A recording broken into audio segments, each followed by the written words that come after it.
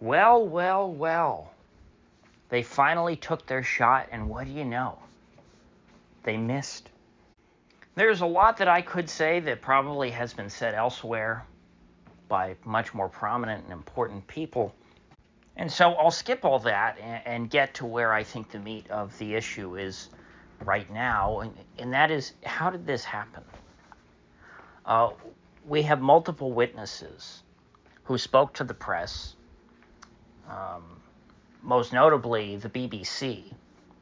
I don't know if it was a coincidence that the foreign press happened to be the ones interested in these kinds of witnesses, or if it was just he happened to walk up to a BBC reporter to tell his story. But there's a man describing a situation, and he's not the only witness to do so, in which people in the crowd were well aware that there was a man with a gun climbing up onto the rooftop of a nearby building. This building was like 100 to 150 yards away. He was plainly visible. He wasn't, he had no cover. He just got out a ladder, put it up against a metal building, and started climbing up, I guess, with his rifle on his back. And then he just laid down on the roof, prone. And so the rallygoers were quite agitated by this, as you might imagine, seeing a man with a gun up in a high place. There also were Secret Service snipers on a nearby rooftop, but a much closer one. More on that later. This man clearly was not a part of that group, and so people were trying to alert the authorities, the local police. They were trying to wave at the Secret Service and point and say, "Hey, look over there." And this went on for minutes. Well, meanwhile, nothing happened. There was no law enforcement going over to that other building to try and check on the guy, to talk to him, to try and climb up on the roof and say, "Hey, what the hell are you doing on this rooftop with a gun pointed in the direction of that political rally?" None of this, apparently. And because of the live feed from the event, we have footage of the rooftop where the Secret Service were stationed, where they had two, not one, but two rifles, all set up on a tripod, and they had binoculars. And so we see them looking over, presumably at the shooter on the rooftop through their binoculars, for minutes before the shooting ever takes place. Then we have them sitting with their rifle, with their eyes clearly behind the scope, aiming the gun in the direction of the shooter, where we know that the shooter is, off screen. 42 seconds before the guy starts shooting. And it's only then, after he's able to squeeze off like 8 rounds, one of which came within an inch or two of Trump's brain. It was only at that point that the Secret Service takes him out. And by the way, the Secret Service has 2 snipers on this rooftop. So if the first guy misses, they're both shooting at the same target. If the first one misses, the idea is, well, the second one will hit. You've got double the chance then. But why is it that they waited for him to start shooting? If they had a visual on the shooter, if they could see the guy, they certainly could see his gun in front of him, because just like them, he would have been laying on the rooftop behind his scope. Or, who knows, maybe he was trying to make the shot at 150 yards with irons, so maybe he didn't have a scope, maybe it was just sights. Either way, you could see the gun. And so what the hell happened? I think that's what everybody wants to know today. Because there are some very serious accusations being thrown that the Secret Service let this happen. And I have to say, knowing what we know now, based on what we've heard from the witnesses and the TMZ video, the video purchased by TMZ, which shows people in the crowd, were freaking out, screaming, "Ah, look, he's up there with a gun, he's got a gun," before the shooting ever started. everyone at that rally, well, maybe not everyone, lots of people at the rally, certainly law enforcement and the Secret Service, were well aware there was a man with a gun aimed right at the president, or former president, or future president, depending on how you want to look at this. Now, the man who spoke to the BBC, he tried to give the Secret Service the benefit of the doubt. He said, well, you see, the guy, it was a pitched roof that the guy was on, and he was on the other side, on the other roof pitch from the direction that everybody was standing. So, in other words, he was laying so that he was on the upward slope, because you're not going to want to lay on a roof on the downward slope to where your head is facing downhill and all the blood rushes to your head. That would make it very easy to take a shot. And so he's trying to say, well, he had a little bit of cover. And it's like, okay, that might be true. If you're standing on the ground, that would give you cover. Or that would give the guy cover from you. But if you're another person on another rooftop standing up with binoculars, I don't think that this was not a very aggressively pitched roof. These were standard metal barns, and they just don't have much of a slope to them. And so I do not think, and certainly based on what we see, I mean, the Secret Service is looking at something. They're looking right at the guy, and certainly after he starts shooting, they're able to very quickly get a shot off and take him out. So I don't think that the problem is that the Secret Service had no idea where the guy was, that they couldn't see him from where they were sitting. I think the Secret Service could see him much better than anyone on the ground. That just seems like common sense. If people on the ground were able to see the guy up on the roof, which the TMZ video shows that the guy, that somebody on the ground was able to video him as he's shooting and as he gets shot by the Secret Service from the ground. And so I think there's no question that the folks up on the rooftop, the two Secret Service snipers, had a perfect visual on the guy. And so certainly through their binoculars, through their scopes, they would have seen a lanky, skinny, soyed out, long hair isn't really the best description because it was very thin and unhealthy looking. Anyway, they would have seen that ghoulish image sitting behind a rifle pointed directly at Donald Trump. And so at that stage, if you're the Secret Service, I understand, you don't just want to just shoot random people because they might be a threat. It's like, well, at that point, you got a guy up on a rooftop. He's got a gun pointed at a former president. I think people would forgive you if somehow you made a mistake on that. Although I don't know how we'd ever know that if you shot the guy dead. How would we ever determine anything other than, there was this guy up on this rooftop with a gun pointed towards Donald Trump. He was probably going to shoot him. I just don't see how you don't take that shot. I understand it's not a small decision to make, that you're going to take someone's life, and you want to be absolutely sure before you do that it's the right decision. But the right decision is not to wait until he's already killed someone, which is what happened. At least one person is dead. I saw an account from a doctor who was at the scene, who was at the Trump rally and went up to try and help somebody. There was somebody behind Trump who got their brains splattered on the back of the bleachers. This doctor had blood all over his shirt.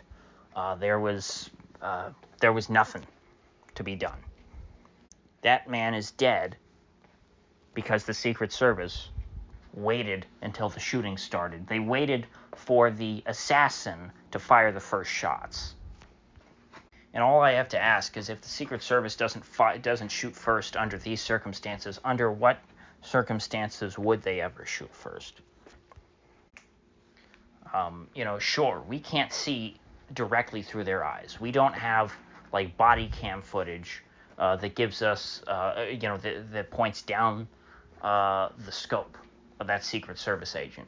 We don't know exactly what he was looking at. But based on everything we know, I think we got a pretty good idea. And so, at this point, I think that it's that there are only two explanations, no matter how fair you want to be to these people. One, the Secret Service agents who accompanied Trump on that day are universally incompetent. Because any one of them, knowing that there was a man with a gun up on a building over there, should have taken the initiative, even if they weren't one of the snipers, to run over there, try and climb up on the roof and stop the guy. The local police, maybe you can cut them some slack because they would defer to the Secret Service, which I think is exactly what happens when a president or presidential candidate is in town. The local police there are at these events, to provide support, but the Secret Service is in charge. And so it's the Secret Service agents who are trained to protect presidents, presidential candidates, and their families. And so if you're told, hey, there's a guy up on a nearby rooftop with a gun pointed down at this event, it's your job to go and stop them immediately. The Secret Service shows up at people's houses for making jokes on Twitter and Facebook about wanting certain politicians dead, or saying, oh, I wish that harm would come to them. Not even saying, hey, I'm going to kill them or whatever. Yet they don't take that kind of initiative with someone who's actually got a gun pointed at a former president and potential future president. I don't buy it. That's not how the Secret Service rolls. They are comically overzealous in doing their job. You make a joke about one of these things. You make a joke about somebody dying. They show up at your doorstep. It happens time and time again. We hear about it all the time. And so it's just hard to accept this level of negligence. It's hard to accept that this was an accident, considering how many people were involved, how many people knew. It's not that nobody saw this guy, the shooting started, and then after the fact we found out, hey, one of these Secret Service snipers thought he saw something on a roof over there, but he couldn't really tell. And so he let it go and he didn't look again until the shooting started. And then he's like, oh, that must be a shooter. And then he took him out. It's not like, oh, I thought I saw him, but I didn't think it was anything. It's like, well, no. There were countless witnesses at this point to the shooter before the shooting started.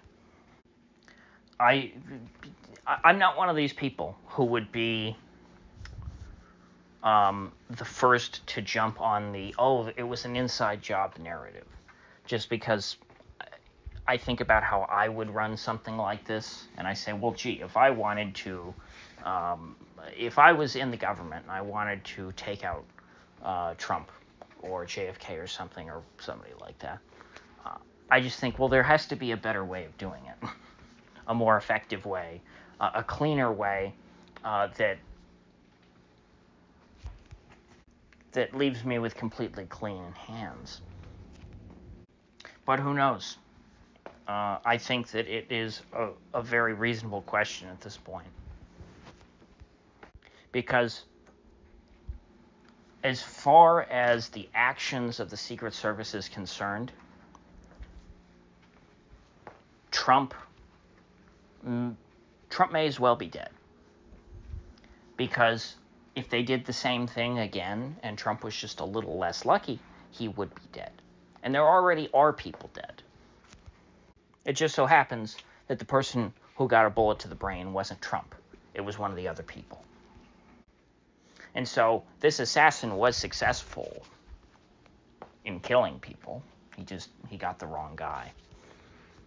He almost got Trump. He was a couple of inches off, which, depending on how accurate his rifle is, I mean, he might have had a clear shot. He might have been bang on in the sights.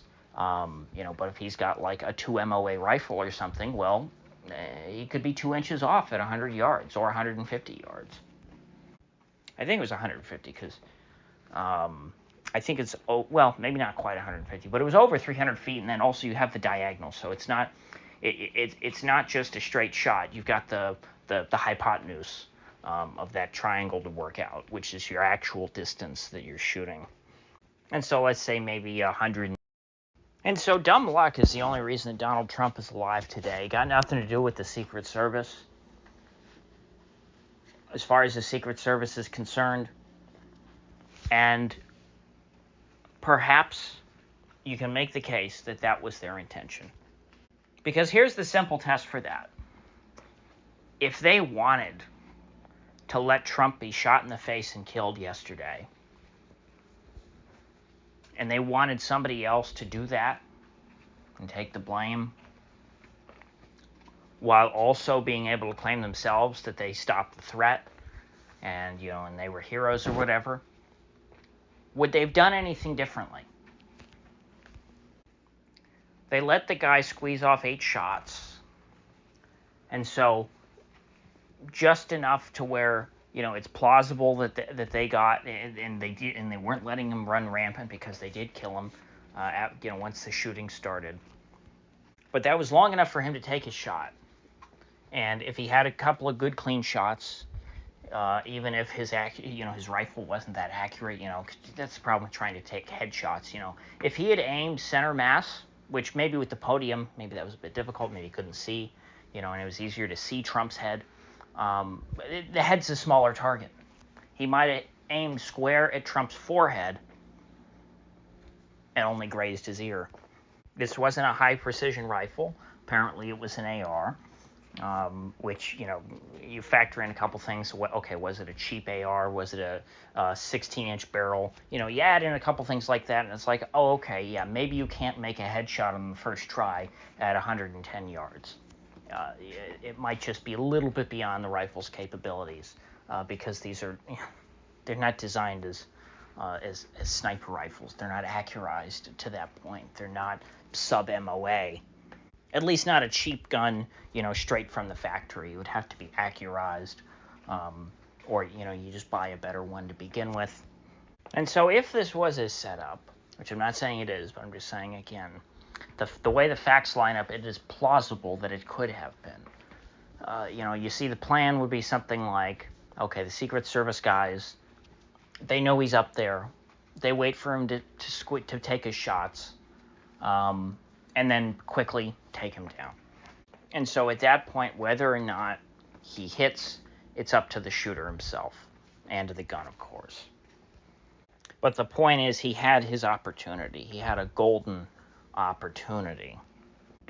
And only the Secret Service had the power to give him that opportunity. Nobody else could. Because as we discussed, by default, the Secret Service doesn't allow these things to happen. So anyway, if I were Trump, I would go back to hiring my own private security in addition to the Secret Service. There's really nothing else to say at this point.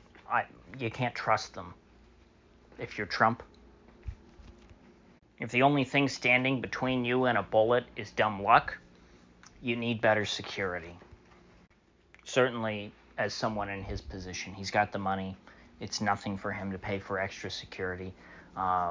You just need somebody who is going to do the job that the Secret Service won't do. And if he really feels threatened after this situation, after this experience, perhaps there's a way that he could dismiss the Secret Service entirely. I don't know how, but again, if you feel that the Secret Service puts your life in jeopardy, how can they force their so-called protection upon you?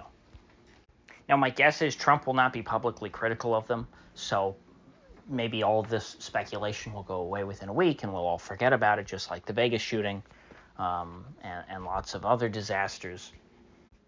But my questions will remain, and they will remain until I get answers, which I don't expect we will ever receive. So with that said, I know it's been a while since I've uploaded. I will see you folks back here in the next one.